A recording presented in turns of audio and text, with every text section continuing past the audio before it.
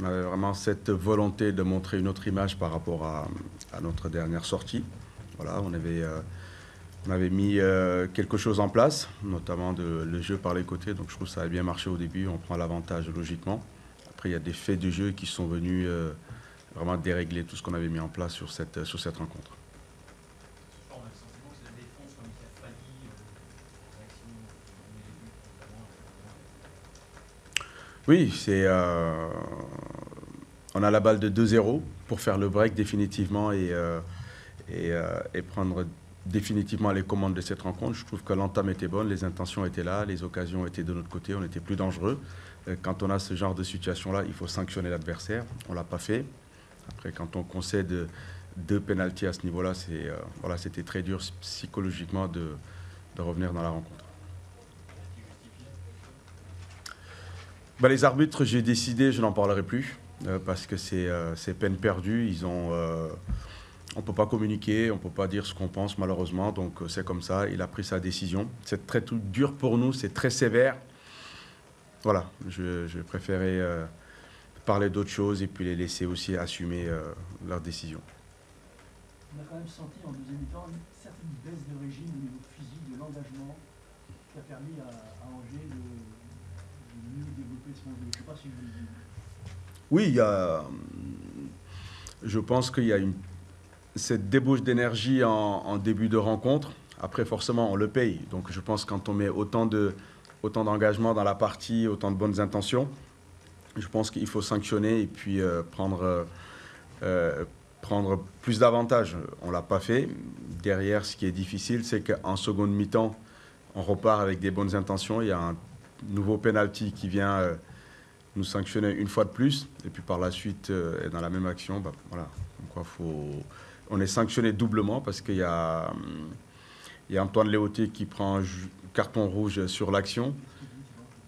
On ne sait pas, c'est ce que je disais. Voilà, ça fait partie du jeu, il y a de l'intensité, il y a de la tension. On a le droit de s'exprimer. Malheureusement, on ne peut pas parler aux arbitres.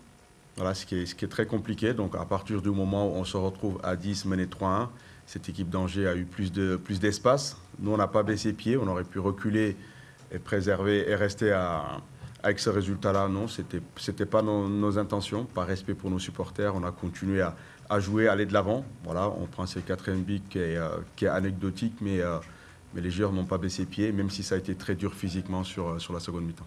On a le sentiment que différents secteurs de jeu ne sont jamais au top en même temps. Là, ce soir, on voit l'équipe entreprenante, agressive.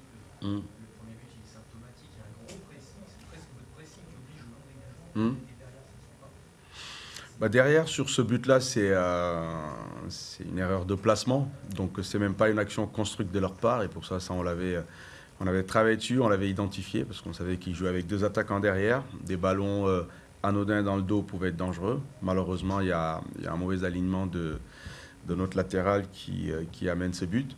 Mais pour revenir sur la question, il y a des joueurs qui ne sont pas au même niveau. Il y a des joueurs qui nous ont rejoints en cours de mercato. Aujourd'hui, Maxime Dokuto il débute, Andy Carroll débute. Donc voilà, à un moment donné, on a des baisses de régime. Il y a Franck Boya qui prend aussi du rythme petit à petit.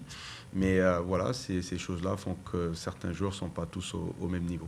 Pourquoi te voir lancer un gamin, c'est quand même un choix surprenant. C'est un message que tu veux lancer, tu fais avec ce que tu as. Clairement, et puis je trouve qu'il était intéressant. Voilà, c'est un garçon qui avait joué le match amical contre QRM. Quand il vient avec nous, il a des caractéristiques très intéressantes, notamment sur la percussion. Donc notre idée aussi, c'était ça. On savait que cette équipe était très compacte dans l'axe. Sur le plan athlétique, ils étaient très forts.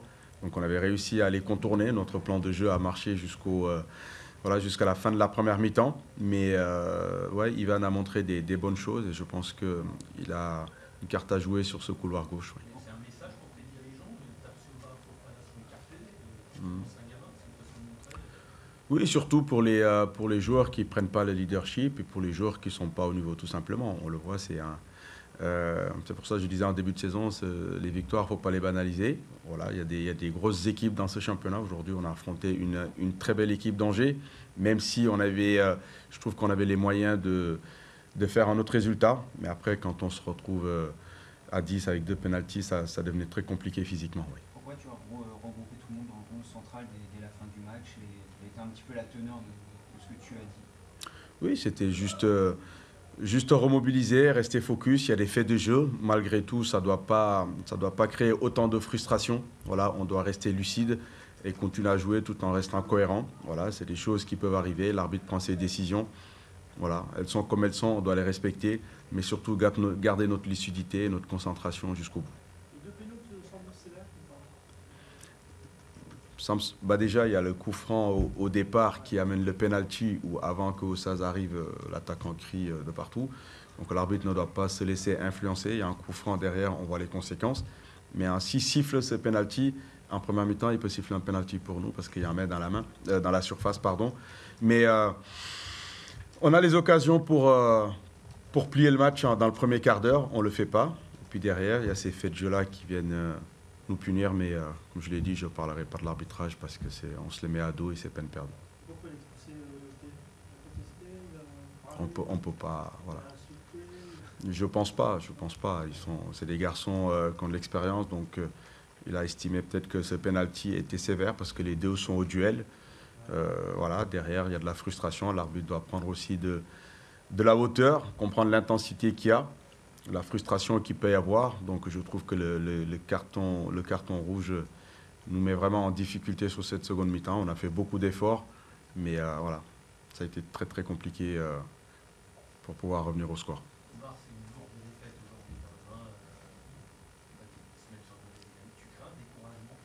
Non. Si un découragement, on voit des garçons qu'on continue à aller presser, même en étant mené 3-1, même en étant en infériorité numérique, on est allé chercher très très haut. Voilà, c'est ce qui a fait qu'aussi on a concédé ce quatrième but, mais pour moi, il est anecdotique. C'était surtout l'état d'esprit affiché. Je pense qu'il y a eu beaucoup d'ébauches d'énergie, mais je répète, quand on est mené avec les faits de jeu qu'il y a eu, derrière se retrouver en infériorité numérique, psychologiquement, ça a été très difficile. Mais je n'ai pas vu un garçon lâcher sur cette rencontre parce qu'ils sont allés au bout d'eux-mêmes. Mais cette défaite, elle doit aussi nous servir de leçon.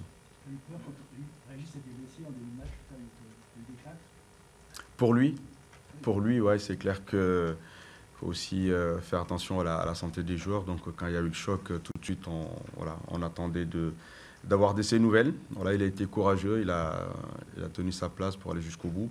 Mais on sait que voilà, derrière, Alexis, il est là aussi pour prendre le relais si besoin. Mais le plus important dans cette action, c'était que voilà, le garçon puisse se relever, être en pleine capacité de ses moyens. Okay. Léoté qui prend rouge direct, Fofana qui en prend un jaune aussi, contestation, enfin, vous sentez quand même de l'énervosité, contrairement à Angers qui a su garder sa maîtrise. Ah bah oui, c'est logique. Voilà, ils ont 2 pénaltys à leur faveur. Même le public était pas nerveux, mais s'est révolté aussi contre les faits de jeu qui se sont déroulés. Voilà, les joueurs restent des êtres humains, donc quand ils sentent qu'il y a de l'injustice, ils le manifestent. Et derrière, ils sont sanctionnés par des cartons. Donc ça a été très lourd à ce niveau-là. Comment tu comptes remobiliser l'équipe en cette trêve internationale? Tu vas avoir, comme d'habitude, des absents. Quel levier tu as? Comment ressourcer? Bah, les leviers, c'est toujours, je le répète, hein, c'est toujours garder cette humilité, cette remise en question au quotidien. Voilà, sur le premier but, c'est une erreur qu'on peut éviter. Après, il y a des faits de jeu, comme je répète. Les pénaltys, ça aurait pu tourner en notre faveur. Les occasions, nous les avons eues. Maxime Dokuto a eu des occasions. Le petit Ivan a une corps du frappe. On aurait pu mener 3-0 au bout de 20 minutes. On se retrouve être mené à la mi-temps. Pour prendre un carton rouge en deuxième mi-temps, un nouveau pénalty. Donc voilà, c'était une très mauvaise soirée pour nous aujourd'hui. Ok, c'est bon. Toujours. Si